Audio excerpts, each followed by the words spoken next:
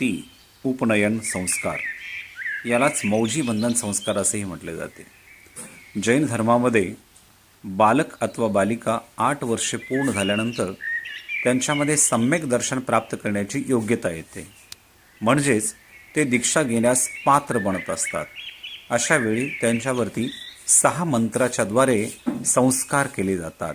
हे 6 मंत्र म्हणजेच हा बालक दिव्य अशा परमपदाला प्राप्त होऊ दे, हा बालक दिव्य अशा राज्यपदाला प्राप्त होऊ दे, हा बालक चक्रवर्ती पदाला प्राप्त होऊ दे, हा बालक अरिहंत पदाला प्राप्त होऊ दे, हा बालक मुनी दीक्षा घेण्यास पात्र बनू दे, उत्तम असा आचार पदाचा तो धारक बनू दे, उत्तम अशा मुनी पदाचा तो धारक बनू दे आणि याचबरोबर उत्तम अशा अरिहंत आणि निर्वाण पदाची प्राप्ती त्याला प्राप्त होऊ दे. या उद्देशानं या बालकावरती दिगंबर मुनींच्या द्वारे हे 6 संस्कार केले जातात.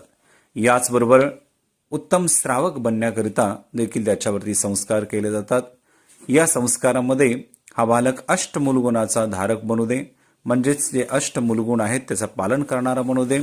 हे अष्टमूलगुण म्हणजेच 5 उदुंबर फळे आणि 3 मकार यांचा त्याग, 3 मकार मध्य मांस मधु याचा त्याग करणे, हे संस्कार या बालकाच्या वरती लहानपणापासूनच होऊ देत.